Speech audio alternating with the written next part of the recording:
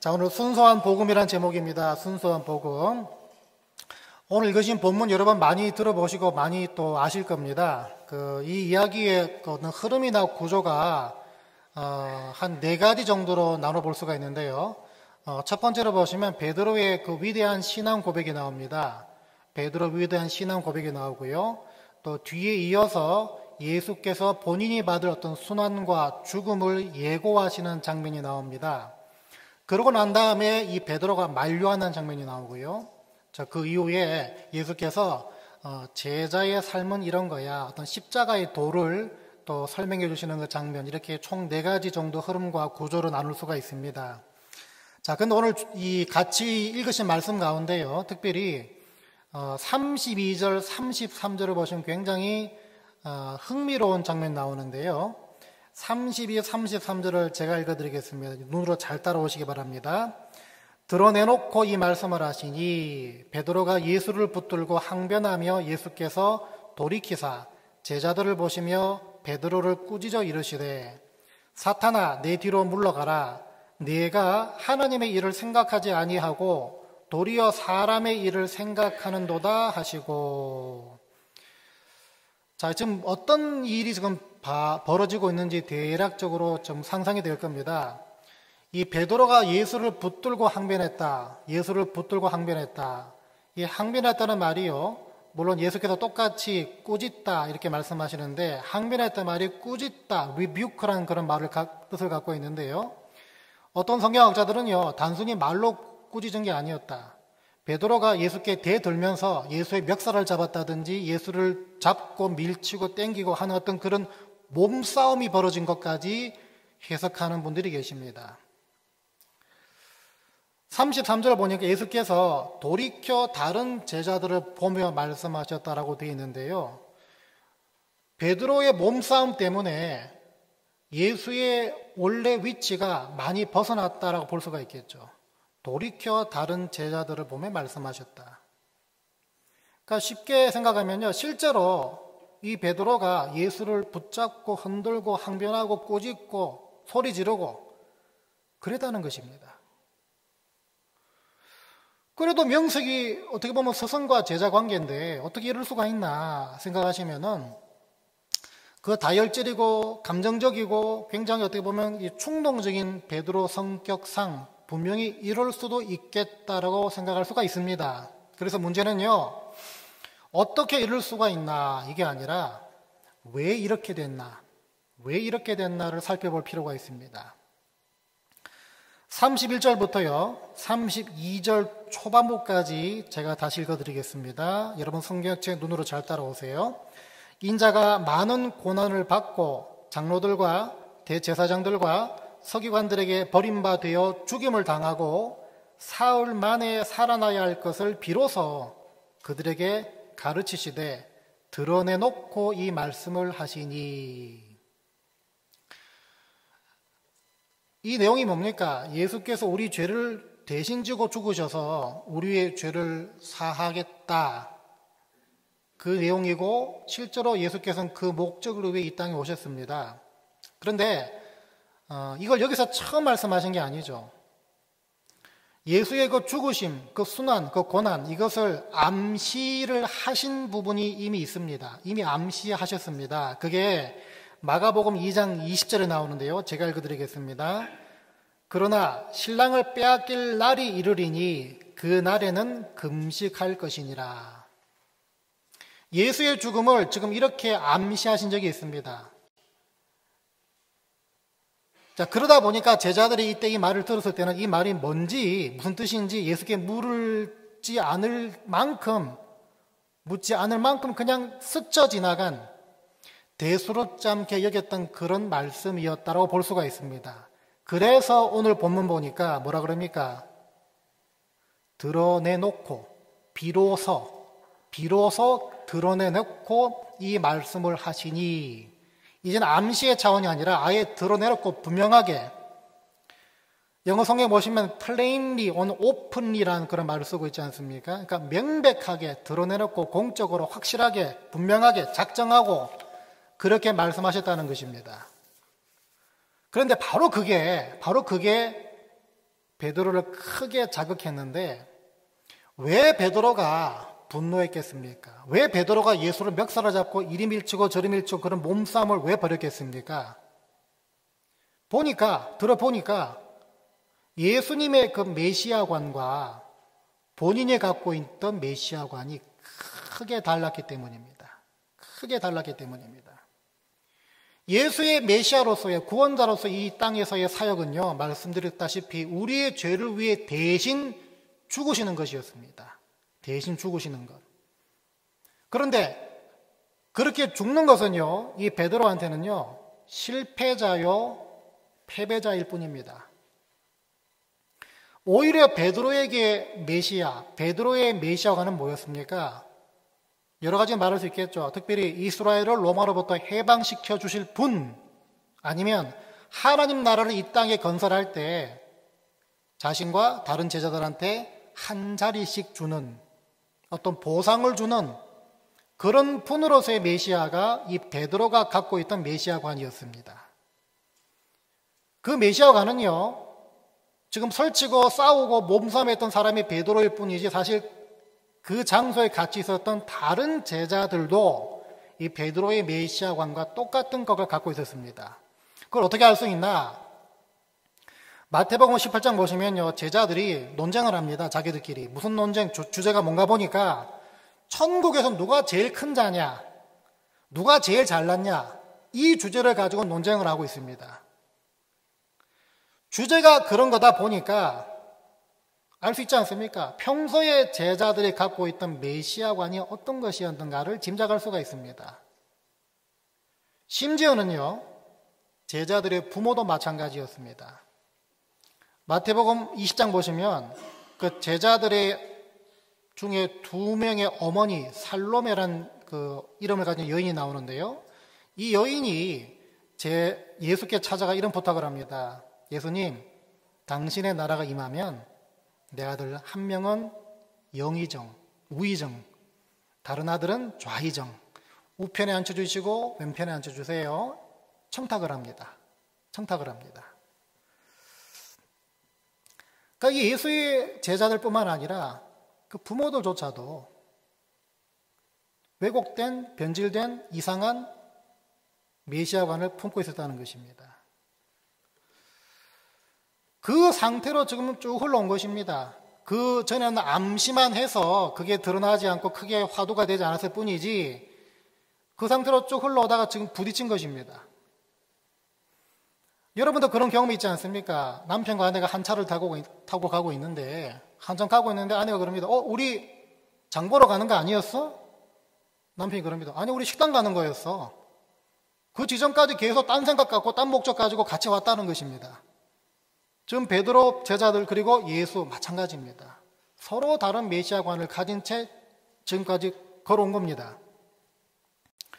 그리고 나서 보니까 이 다름의 깊이와 거리가 너무 크다 보니까 이 베드로가 그냥 욱 해서 몸싸움까지 일어난 것이겠죠. 여러분, 여기서 뭘 보십니까?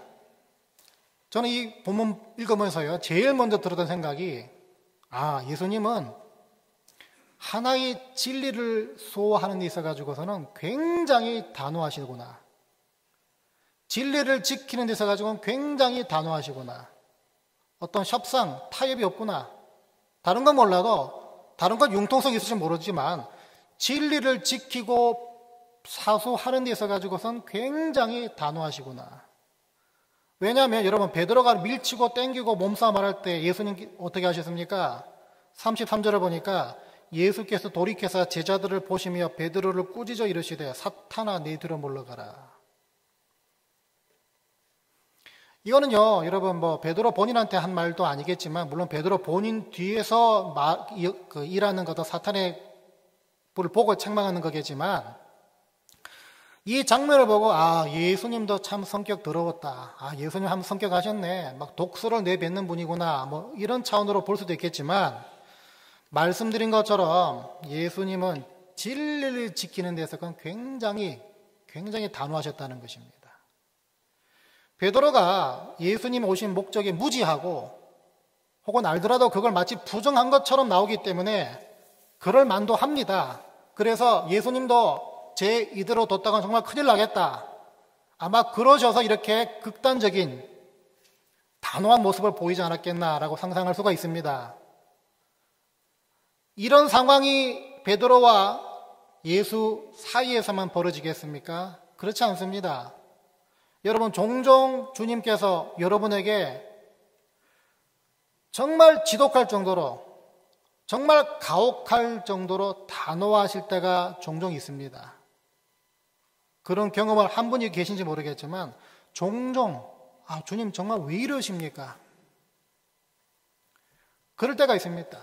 여러분, 그때는요, 우리가 가장 쉽게 할 수 있는 반응은 뭡니까? 원망하거나 불평하거나 아니면 돌아서는 것이 가장 1차적인 반응인데, 제가 말씀드리지 않았습니까?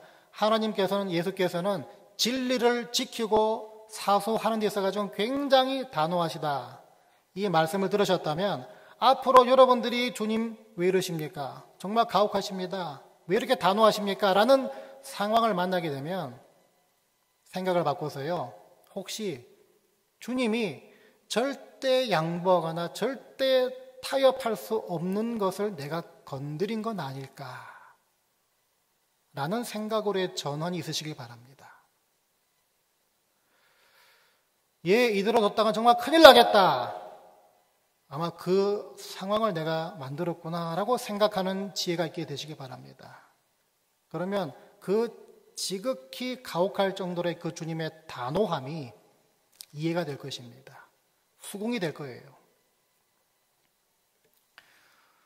오늘 본문에 이것뿐만 아니라 가장 중점적으로 봐야 될 부분이 하나가 나오는데요. 여러분, 29절에 베드로의 신앙 고백 직후에 이 몸싸움이 벌어났다는 사실입니다. 베드로의 그 멋진 신앙 고백 직후에 이 몸싸움이 생겼다는 것이에요. 여기에 주목할 필요가 있습니다. 같은 사건을 다루고 있는 마태복음에서는요, 여러분 잘 아시는 베드로의 고백이 더 상세히 나와 있습니다.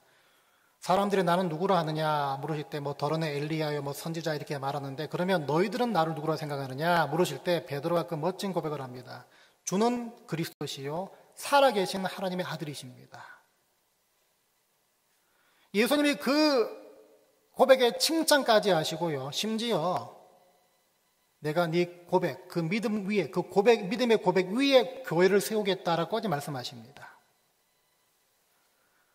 그런데 그 멋진 신앙 고백 직후에 주님과 몸싸움을 벌입니다. 이게 뭘 보여줍니까?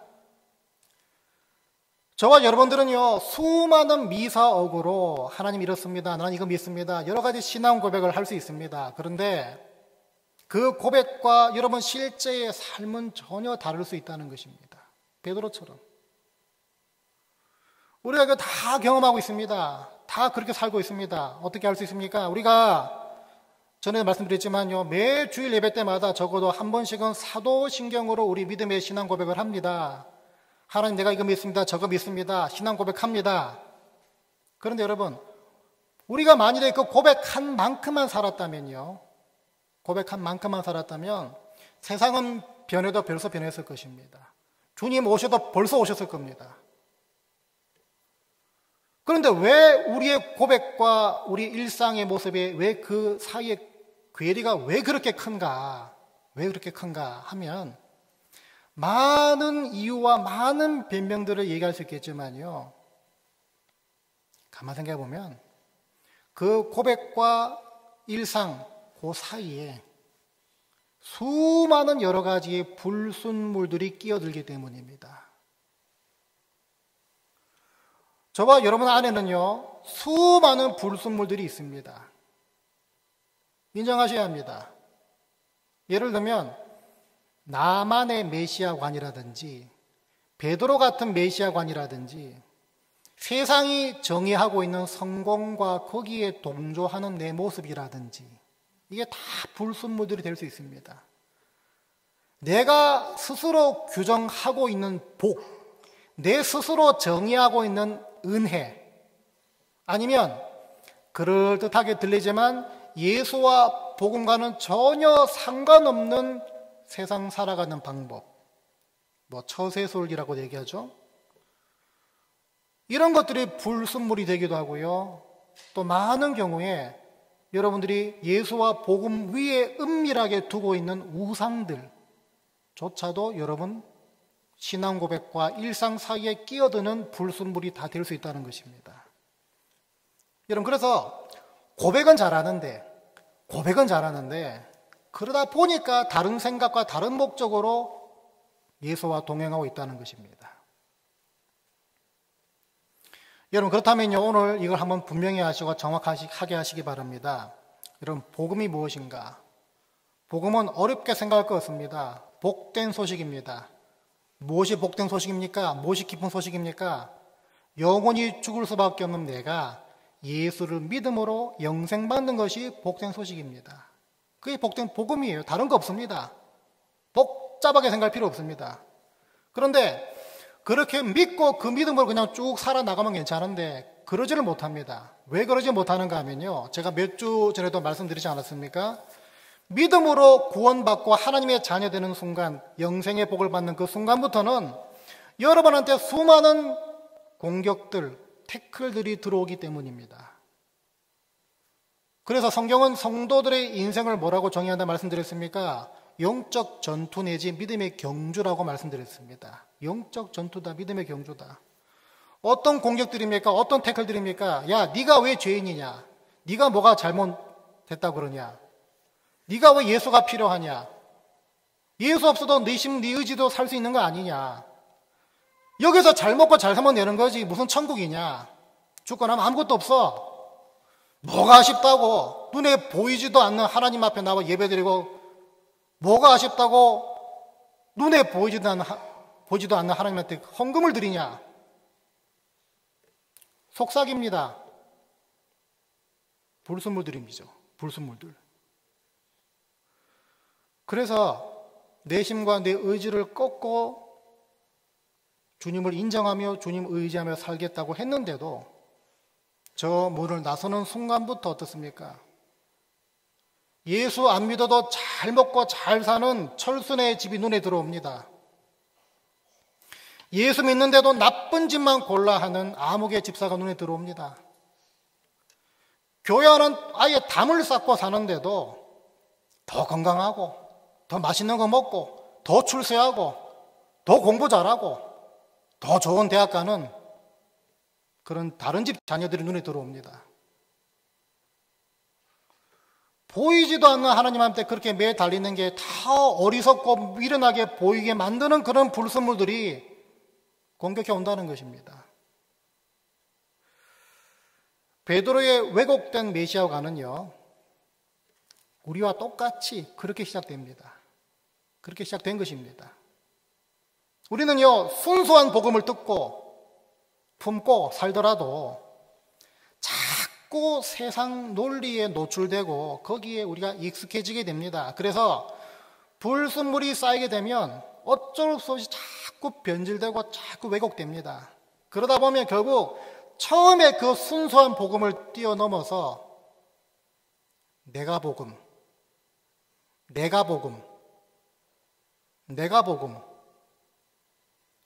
내가 복음을 품고 살아가게 됩니다.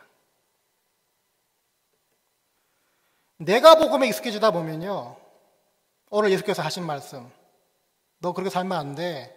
너 자신을 부인하고 내 십자가를 지고 나를 따르거라. 이 말씀이 굉장히 불편하게 들립니다. 왜? 내가 복음을 갖고 있기 때문에. 예수 말씀대로 살다간 이거 완전히 실패할 것 같고 망할 것 같고 인생 끝장날 것 같습니다. 왜? 내가 복음으로 충만해져 있으니까요. 여러분, 그래서 내가 출세하고 내가 건강하고 내가 인정받아야 복된 인생이야. 그게 복음으로 믿게 살게 되는 사람들이 무수히도 많습니다. 여러분, 내가 복음에 찌들어서요, 그 불순물 때문에 순수한 복음과 예수 그리스도를 나도 모르게 스르르 놓아버리는 분들이 얼마나 많습니까? 그런 세대 가운데 그런 사람들이 다수가 있는데도 불구하고 예수께서는 참 미련하게도 지속적으로 말씀하십니다. 오늘 38절을 보겠습니다. 38절 보시면 마지막 절인데요. 같이 읽습니다. 시작.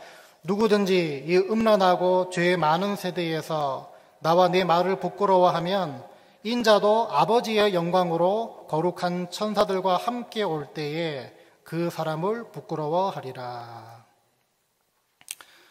여러분 잘 보세요. 오늘 본문의 이야기 구조가 어떻다 그랬습니까?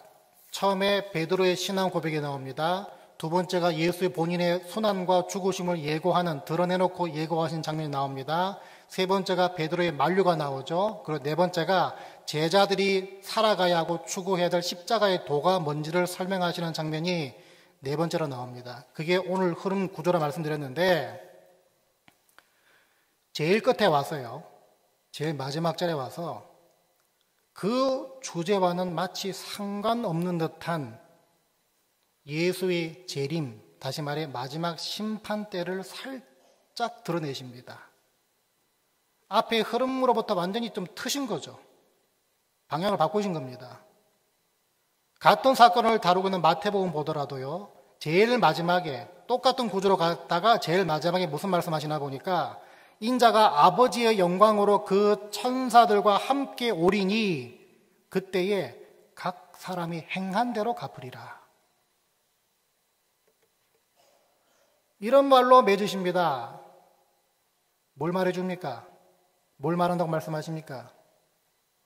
가만히 보시면요, 결국 왜곡된 복음과 세상 불순물은 다시 오실 재림의 주님을 믿지 않는 불신에서 온다는 것입니다. 거꾸로 말하면요, 자기를 부인하고 자기 십자가를 지고 예수를 따라가는 인생이 결코 손해보거나 결코 망하는 인생이 아니라는 그 확신과 믿음은요, 내가 돌아가 장차 거할 영원한 본향이 있다는 사실에서 온다는 것입니다. 그 왜 그런지 아십니까? 어렵게 생각하지 마시고요, 한번 쉽게 상식적으로 생각하시기 바랍니다. 여러분들이 만일에요, 5분 동안 워밍업 하다가 이제 무슨 본 경기, 마라톤 경주에 들어가야 됩니다. 그러면 여러분, 그 5분 워밍업 할 때 힘을 다 빼는 사람 없습니다. 힘을 다 빼는 사람 없어요. 가볍게 워밍업 하면서 마라톤을 준비합니다. 예수 믿는 믿음도 마찬가지고요, 죽기 위해 오셨다는 메시아관이 맞다, 정확하다, 분명하다 라고 말할 수 있는 것도 마찬가지입니다. 이게 무슨 말인가 하면요, 제가 히브리서 12장 2절 3절을 읽어드리게 잘 들어보세요. 우리가 몇 해 전에 교회 표 가운데 이 말씀이 들어갔었죠. 믿음의 주요 또 온전하게 하시는 이인 예수를 바라보자. 그는 그 앞에 있는 기쁨을 위하여 십자가를 참으사 부끄러움을 개의치 아니하시더니 하나님 보좌 우편에 앉으셨느니라. 이 말씀 아시죠? 여기서요, 5분 워밍업과 마라톤 경기 어느 겁니까? 보시면 십자가를 참으사 부끄러움을 개의치 아니하신 것이 5분 워밍업입니다. 그리고 본 경기 마라톤이 뭡니까? 하나님 보좌 우편에 앉으셨느니라.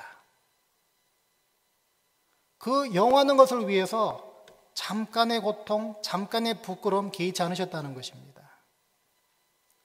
자기를 부인하고 자기 십자가를 지는 거 똑같습니다. 여러분, 히브리서 11장 보시면요, 그 믿음의 조상들이 그 명단이 나오는데, 특별히 구약에 있는 그 아벨, 에녹, 또 노아, 아브람, 이 사람들이 소개되고 있습니다. 이 사람들의 공통점은 뭔가 하면요, 하나님의 실존하심을 믿는 게 절대로 녹록지 않았던 시대를 살았던 인물이란 공통점이 있습니다. 그걸 굳이 비유하자면 그게 바로 십자가로 볼 수가 있죠. 사람들이 손가락질하고 누가 뭐 예수 하나님 살아있느냐 말도 안 된다 이런 말하는 들리는 어떤 그 수근거림, 이게 다 자기 십자가라 볼 수가 있는데 성경은 어떻게 말하나 보니까요. 히브리서 11장 13, 14절을 읽어드리겠습니다. 잘 들어보세요. 이 사람들은 다 믿음을 따라 죽었으며 약속을 받지 못하였으되 그것들을 멀리서 보고 환영하며 또 땅에서는 외국인과 나그네임을 증언하였으니 그들이 이같이 말하는 것은 자기들이 본향 찾는 자임을 나타냅니다. 이 말씀 가운데 5번 워밍업이 뭡니까? 외국인처럼 사는 것, 이 세상 살아갈 때 마치 나그네처럼 사는 것이 5번 워밍업입니다. 그리고 본 경기 마라톤은 뭡니까? 본향 찾는 자, 본향을 바라보는 것. 이게 마라톤 본 경기죠. 잠깐인 것을 위해서 영원한 것을 포기하는 어리석은 사람 없습니다. 하지만 영원한 것을 위해서 잠깐인 것을 포기하는 사람은 지혜로운 사람이죠. 우리가 다 그런 사람 되어야 될 줄 믿습니다. 죽음 뒤에 영원한 후반전이 있기 때문에 이 지상에서의 삶은요, 그 영원한 후반전을 준비하고 투자하는 시간들로 삼았다는 것입니다. 그래서 여러분, 내가 나를 부인하고 내 십자가를 지고 주님 따라가는 것은 결코 실패하고 피곤한 인생이 될 수가 없는 것입니다. 그것은요, 투자하는 시간입니다. 준비하는 시간입니다. 워밍업하는 시간입니다. 그래서 아깝지 않다는 것입니다. 그 시간들은요, 불순물들을 걸러내는 시간들입니다. 오히려 주님과 다른 생각, 다른 시선을 품었던 그 모습으로부터 주님과 같은 생각, 같은 시선으로 바꾸는 그 시간들이 우리의 삶이라는 것입니다. 여러분, 지금 잠깐 하는 친선 경기, 지금 잠깐 하는 그 워밍업에서 힘 빼거나 괴롭다 못해 먹겠다 이러지 마시고 영원한 본 경기에 마음을 두시고 영원히 돌아가 거할 본향에 사모하는 마음을 먼저 두시기 바랍니다. 그걸 준비하는 인생이 지혜로운 자라는 것입니다. 목사님, 아무리 그래도 참 이렇게 자기 십자가 지고 자기 부인하는 거 쉽지 않습니다. 물론 쉽지 않습니다. 쉽지 않더라도 해보라는 것입니다. 해보라는 것입니다. 여러분 각자가 가지고 있는 십자가가 있습니다. 그게 여러분 죄가 됐든 허물이 됐든 아니면 예수 따라가지 못하게 만드는 어떤 장애물들 같은 어떤 상황들, 생각들이라면 그거 다 좋다. 그거 다 그냥 끌어안고 그래도 묵묵히 예수를 따라가라는 것입니다. 여기 말하는 예수 십자가 무게가 나와 있습니까? 가볍든 무겁든 간에 어쨌든 들고 그냥 쫓으라는 것입니다. 그러다 보면 불순물들이 하나하나 걸러져지는 것이고요. 그러다 보면 잠깐뿐인 인생, 영원한 후반전을 준비하는 인생 여기서 미리 살아야 되겠구나. 그래서 자기 부인하고 자기 십자가 지는 건 어렵지만 불편하지 않게 되어진다는 것입니다. 이번 한 주 동안 여러분과 여러분 자녀들이 영원한 것에 영안을 두게 해달라는 간절한 간구가 있게 되시기 바랍니다.